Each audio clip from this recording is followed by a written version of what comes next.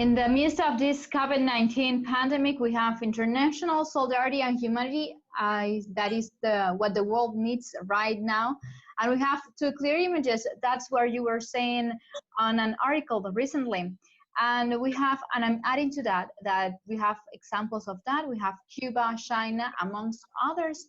But on the other hand, we have Washington demonstrating the very opposite. Even UN Secretary General called for the end of sanctions and a kind of truce as the world faces many challenges because of COVID-19 pandemic. But also we have Washington's government turning blind eye to this situation. We are speaking today with Dan Kovalik, and he is a U.S. human rights lawyer. Welcome to From Caracas. Thank you. Thanks for having me. We have this pandemic situation currently in the world, which is facing big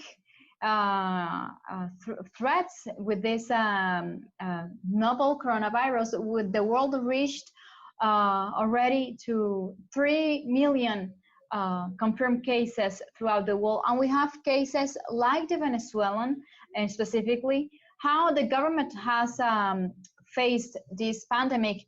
Currently, we have in Venezuela 325 confirmed cases, 137 of those recovered, and 10 deaths.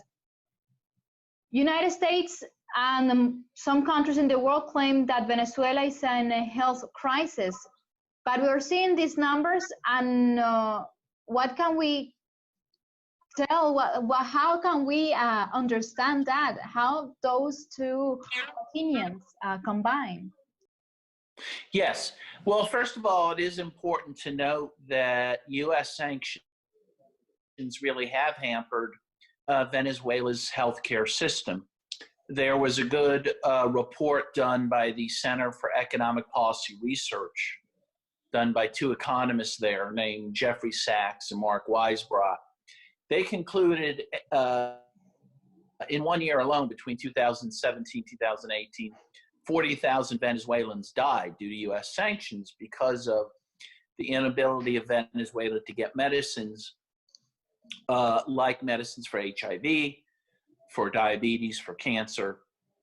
And so the sanctions have been very damaging to Venezuela and its healthcare system. But notwithstanding that fact, Venezuela's done a great job in combating the pandemic.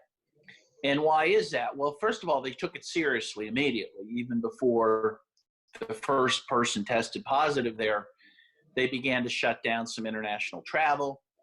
After the first people were tested positive, the government there moved quickly to start, shutting down businesses, shutting down public spaces. And as I understand, about 90% of Venezuelans have honored these shutdowns.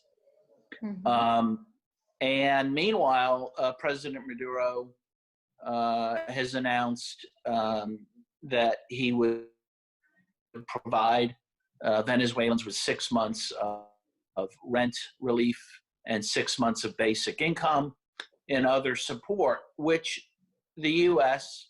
has refused to do. I mean, it has provided very little support for working people during this pandemic, while at the same time, frankly, providing huge support to the wealthy and to big companies. And unlike Venezuela, I wanted to speak later on about that point that you just mentioned. Okay, good. Meanwhile, unlike Venezuela, which responded very quickly to the crisis, the U.S. was very slow to react. The U.S., it's pretty well accepted, had a good 6-week window period to do something initially to fight the pandemic.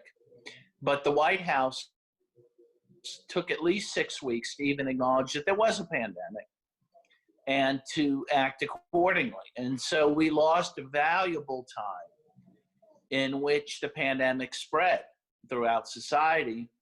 So now we're left with a situation where the U.S. has many more deaths due to COVID-19 than any country on earth, around, well over at this point, 50,000 deaths. And that number will continue to climb.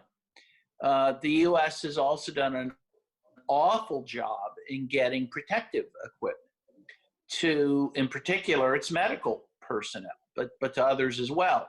While Trump has promised get everyone tests and masks, get enough respirators for the hospitals, this has not happened.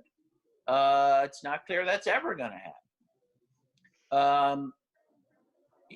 So in any case, if you compare the two countries, Venezuela, for all of its obstacles, for all of the struggles it has, particularly because of the obstacles the U.S. has put in its way, Venezuela has done a much better job dealing with this crisis.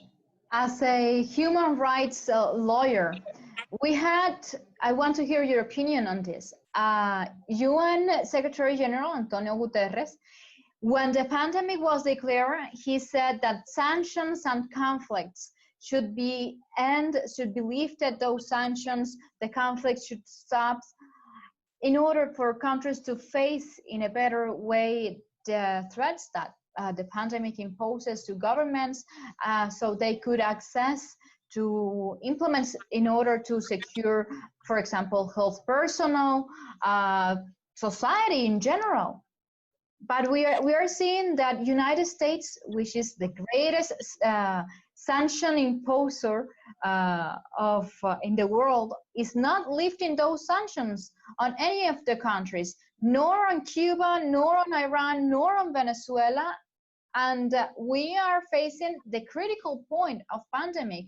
But on the other hand, we are seeing that Trump administration is taking actions in order to divert the attention from what is currently happening in the United States. I was just checking the numbers before the interview, and the United States already reached 1 million infected people with coronavirus. Yes, it's really shameful what's happening. As you mentioned, the UN General Secretary has called for the end of sanctions, the end of armed conflict during this time, which makes obviously complete sense. Michelle Bachelet, the UN High Commissioner for Human Rights, has also called for an easing of sanctions during this time. Pope Francis, during his Easter celebration, also called for very similar things.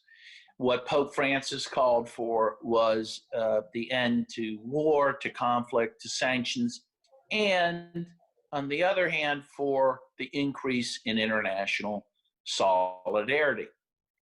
As you know, the U.S. has done the opposite. Not only has it refused to ease sanctions against a number of countries, I think by my estimate, the U.S. is imposing sanctions against 35 different countries in the world. It has actually increased sanctions against Venezuela, against Cuba, against Nicaragua, against Iran. It has stopped shipments of important supplies to countries like Cuba and Venezuela to deal with the pandemic. This is criminal activity. These are war crimes the U.S. is committing, if not genocide. And again, I quote Dr. Alfred Zayas, who up till recently was an official UN expert. He says it's arguable that, in fact, the U.S. is, committing a genocidal acts against Venezuela through the sanctions. And so at a time, meanwhile, where you see a country like Cuba that's under sanctions, that's under increased sanctions, while you see that tiny country sending doctors to scores of countries to help with the pandemic, including to Venezuela, when you see China sending masks and respirators throughout the world, when you see Russia sending important supplies to various countries, including the U.S., to fight the pandemic, the U.S. has been actually interfering in other countries, even allied countries' ability to get this equipment and taking it for itself. The U.S. Is acting like a rogue nation, as people like Noam Chomsky has said for years. I mean, the U.S. is the greatest rogue nation on earth, and they are proving that at this time.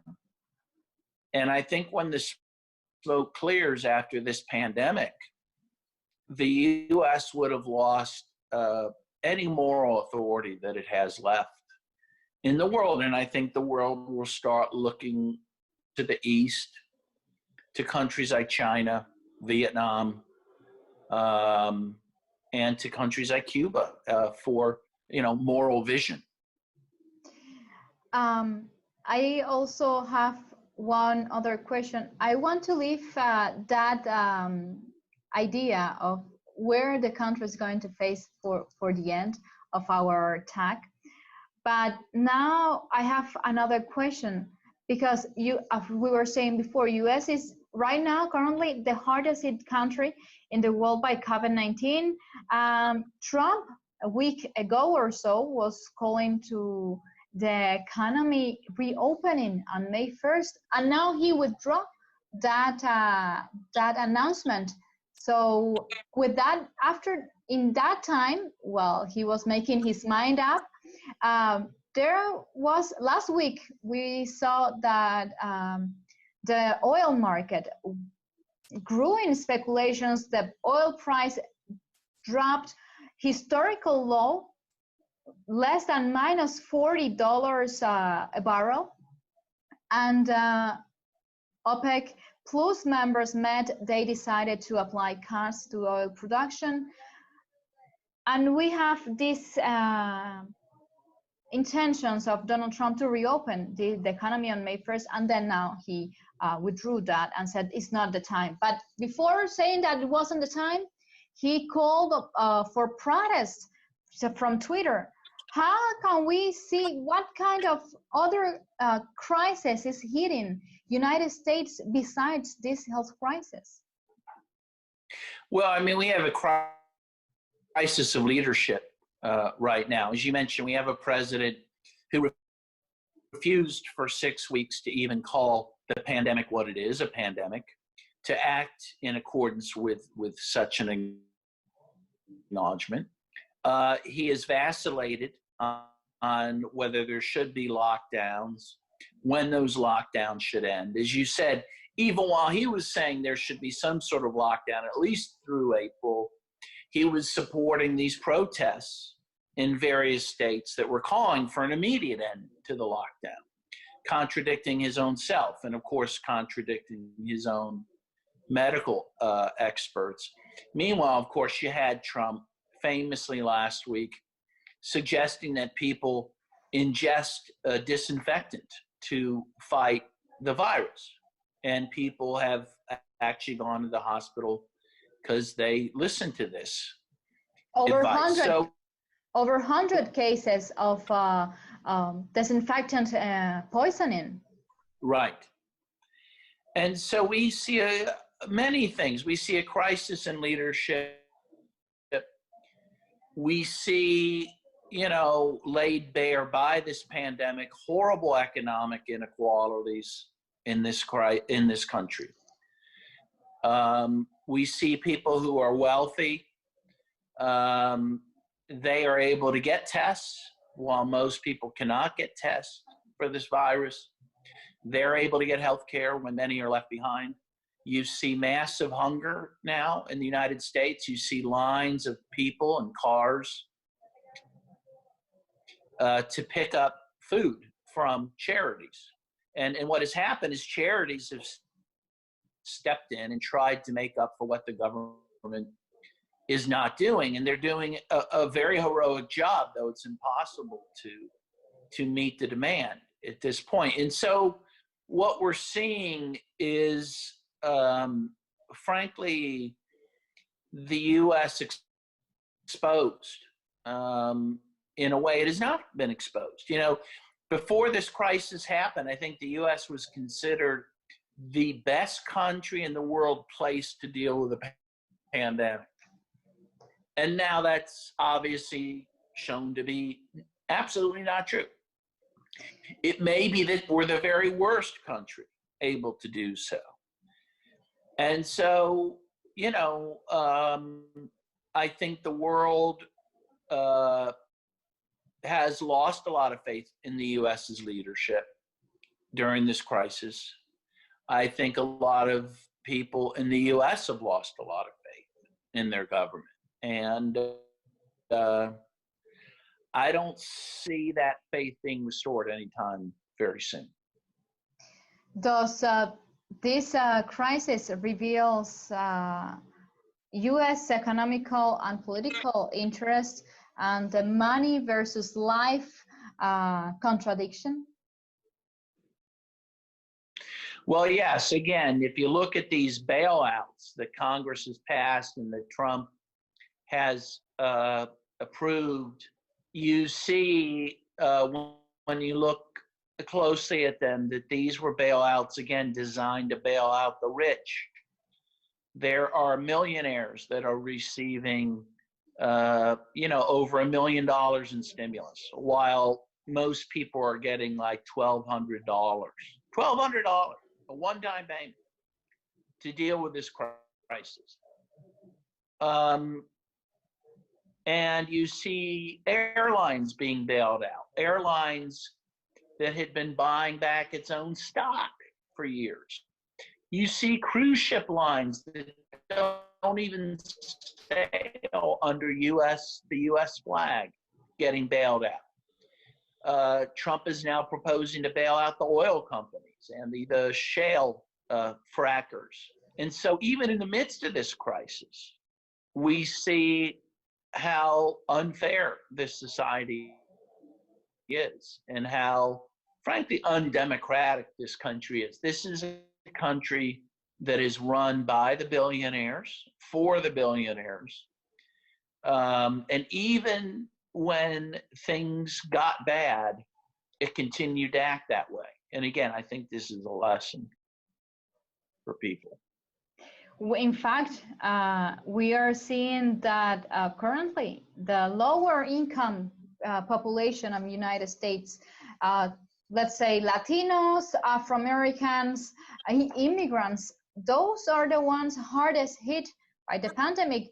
The ones that lost their jobs, or even when they didn't had a legal job, they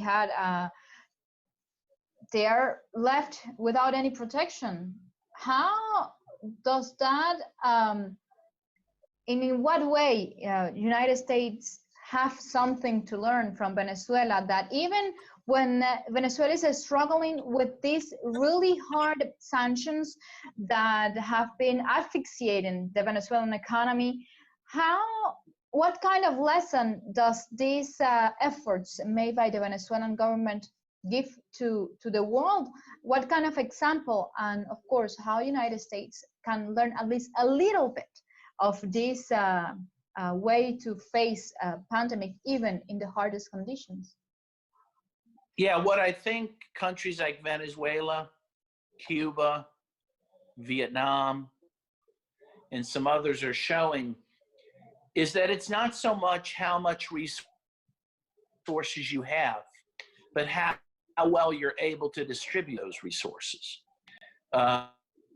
That's what determines how you can handle an emergency like this, and frankly, how you can operate properly as a society. So what we see is a poor country like Cuba or Venezuela or Vietnam have done so much better marshaling the small resources they have in equitable ways to deal with the pandemic, and therefore they're succeeding in fighting the pandemic.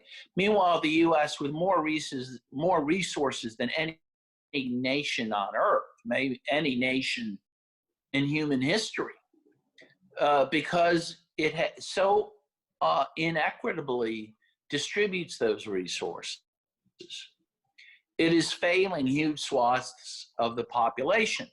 As you know, African Americans, Latinos, Native Americans, and the poor of all races are being left behind in this. They are not getting the medical treatment they need. They're not getting the testing they need.